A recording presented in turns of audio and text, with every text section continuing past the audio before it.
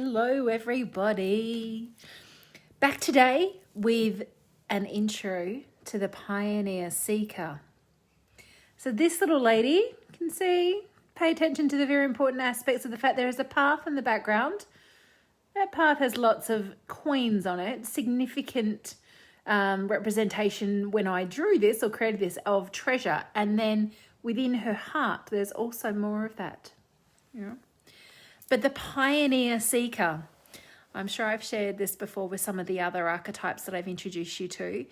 There is huge clues in what they're all about in the names of each of the archetypes. And the Pioneer Seeker, the Pioneer speaks to the fact that she is a woman of firsts. She's innovative. She likes to do things differently to others because she's ahead of the norm, if you like. And it's not really a fab word that I love to use, but she's ahead of so many others when it comes to, thinking, exploring, learning, doing, being. She gets bored very easily, And often when that is in an environment with other people, it's bored of hearing the same old stuff over and over, of being part of the same old stuff. And that's the way she might not use that language, but that's the energy of it. It's like, we've done this already. If you've got a Pioneer Seeker friend, and I've got many of them, you reach out to them and if you're not a Pioneer Seeker or a visionary creator, in fact, but you reach out to them without I've just come across this new thing, it's amazing. And your Pioneer Seeker friend will go, oh yeah, I did that 5 years ago. That's how advanced she is in terms of being aware of what's happening in the world. She likes to explore. Remember, her other archetypes will also have an influence on this. I think from memory, all of the Pioneer Seekers that I've worked with as clients have also had the mentor teacher archetype.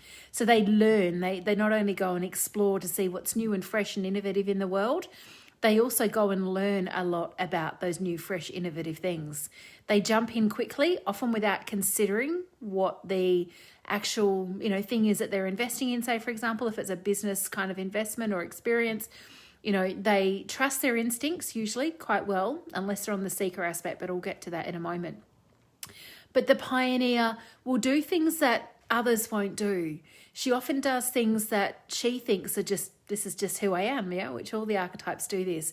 But they're very different to the way that others in her circle, her friendship circle or professional circle may actually do things and react and just exist in the world. She likes to push the boundaries. I'm thinking, not trying to be diplomatic here, but I was just trying to think of the right words to say. She has a sassy aspect to her personality. She is playful. She can be very cheeky. And sometimes she will say and do things literally just to break up the vibe of whatever's going on. Particularly if she is bored or if she feels out of her depth or out of place in an environment, she's the one who's going to say something that you're just like, did she just say that out loud?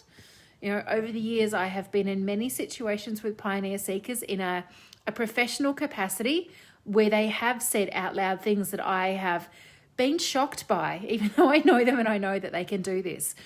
But things that would not be politically correct necessarily, things that can make people who are more sensitive very, very challenged by them. Now, I know that the intent for a Pioneer Seeker is not to be mean or malicious or nasty or to say anything that would upset anybody. That's never her vibe, or very, very, I don't believe that it is, right? Sometimes she might be a bit annoyed and peed off with the whole scenario she finds herself in and just like, oh, just need to break this up kind of thing. Yeah. She's good at pulling faces that often say, what are we doing here?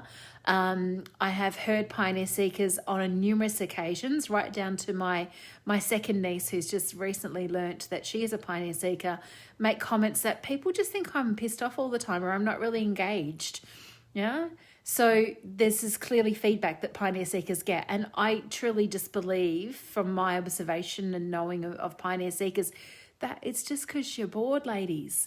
So you need to see how you can keep things feeling fresh and new and innovative, how you can use your natural disruptive tendencies to challenge where it's appropriate, not to just challenge for the sake of challenging.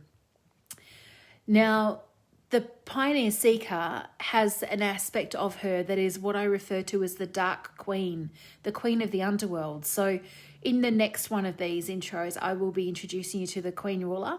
So the Queen Ruler and Pioneer Seeker do have some similar aspects, but at the same time, they are extremely different the way that they present in the world. The similarities is that they both have the potential to lead on a large scale. Whereas a Queen Ruler will tend to lead with a big sort of hearted, compassionate, philanthropic vibe. She's about high end, about quality. A Pioneer Seeker is not going to lead like that. She's going to lead from the space of innovation and disruption and doing things differently. And she will definitely find her followers. There's no doubt about that at all. But the underworld bit is about her really stepping into her power.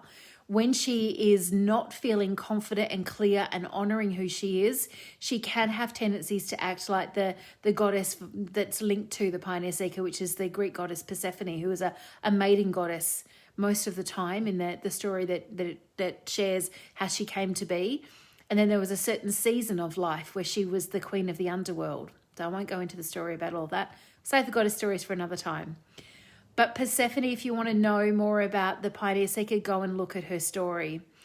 The thing about Persephone that I find really interesting is that, yes, she is the most incredible, powerful, focused, confident, content woman when she's in that queen vibe.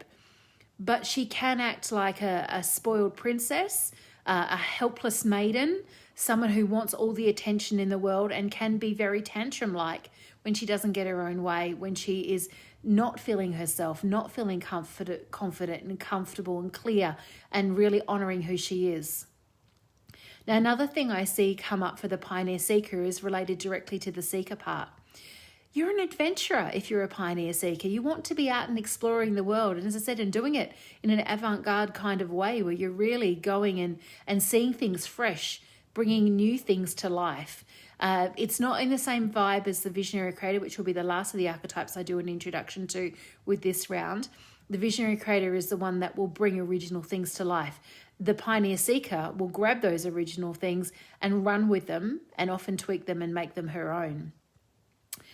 But the Pioneer Seeker, the Seeker aspect is it's really something to pay attention to, because if as a Pioneer Seeker you are feeling like you need to go outside of yourself to externally find answers, solutions, justification, evidence, the how, the what, the who, the anything, be mindful of that, ladies, because you don't necessarily need to do that. Now, it's not that you know everything, you don't have it all sorted and all together. But the Pioneer Seeker's greatest gift and lesson for herself is to really understand that the treasure is within. Hence why in the card, in the image, you'll see the heart with the coins in there. And the little message at the bottom of the card literally says, look within for the treasure. Yeah. Rather than going outside of yourself thinking that you need to go and do something different, be someone different, come back in and look within, go within and really acknowledge who you are, celebrate who you are.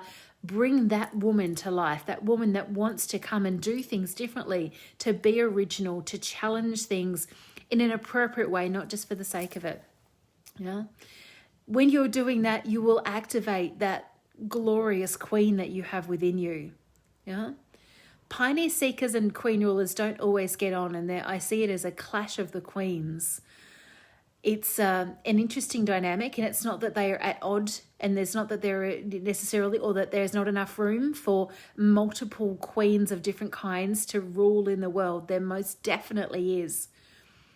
But there can be an aspect of the Pioneer Seeker that feels threatened by the way that the Queen Ruler can show up in the world. She doesn't do it with a sassy, cheeky vibe. She's going to be the one who's going to be wearing the beautiful high-end designer clothes, possibly, or not. But she respects, the Queen Ruler respects beauty. So we'll go into this more when I share her in the next one of these intro videos. But the Pioneer Seeker is going to do things differently. She's going to wear the ripped jeans because she can. She's going to, to challenge things. She's going to, to not be that very regal, beautiful kind of energy that you'll see in a Queen Ruler. It is a very different style of queen. But as I said, there's room for all the queens of the world to rule, to find their own empires or create their own following. But the greatest gift that Pioneer Seeker can really give herself is firstly honouring that the treasure is within you, ladies, to go there first when you're looking for answers and understanding, not outside of yourself. As I said before, I've worked with so many Pioneer Seekers that also have the mentor teacher archetype, so that what that looks like then if you're going externally to look for whatever it is that you think you need or that you're missing, or that whatever the kind of energy is around that, is that you'll sign up to do programs, to learn things, to do courses if you have the mentor teacher archetype. If you don't, it could show up in a different kind of a way. But if you ever feel the need to go outside of yourself, bring it right back in and really come back into your heart, into the softness, into the gentleness, not into the fierceness, not into the, pushing boundaries, into, it's a rebel on a very different kind of landscape, if you like. I can't even think of the right word for it, than the liberator engineer. So the liberator engineer and the pioneer seeker are definitely the rebel archetypes, most definitely. The liberator engineer's rebellion is driven by her need for freedom, and whenever she doesn't feel that something is free for her and for those that are important to her, she will push the boundaries and change things up for the sake of changing. Whereas the pioneer seeker will rebel just for the sake of rebelling, except particularly if she feels bored or out of her depth, or she's not honouring who she actually is. So, yeah. I'm just looking at the comments here.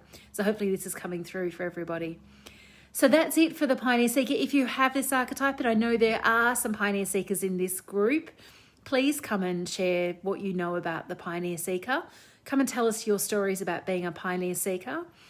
This is the archetype that is, goodness me, it's that one person in the room that always is the odd one out. I've had many pioneer seekers say to me things like, yeah, I'm the black sheep in my family, or I'm the one who thinks differently or is different to everybody else. It's a good thing, ladies. Don't dismiss it, but it wouldn't be surprising to me if you felt like you don't fit anywhere in the world. The pioneer seeker can at times talk about feeling very lonely, and yet whenever I can't think of a time where I haven't said this and had the same kind of response. If I say to a pioneer seeker, what is it going to be like when a lot of people get on board and do things that you're doing or think the way you think or whatever, and they're like, oh goodness, I couldn't stand that. Yeah, I want to be out there on my own. I was like, okay, so don't focus on being lonely. Spend time with other pioneer seekers and don't go buy into the threat of, we're trying to innovate together. It's not about doing that. It's about being in the space where you can have conversations with and be supported by others who think like you and do things differently and all of that kind of stuff, right? The other archetype that you will have a great affinity to is the visionary creator. And in fact, I have profiled and worked with as clients a number of women that have both the pioneer seeker and the visionary creator. So we're really talking, being in different worlds and pushing things beyond the constraints of the way that a large majority of the rest of the world actually thinks and feels and does and believes and all those kinds of things. So, pioneer seeker, come and tell us more about you. Let me know if you have any questions about anything. I'd be happy to share them, and I look forward to being back soon with an intro to our next archetype, which is the Queen Ruler. Have a beautiful day, everyone.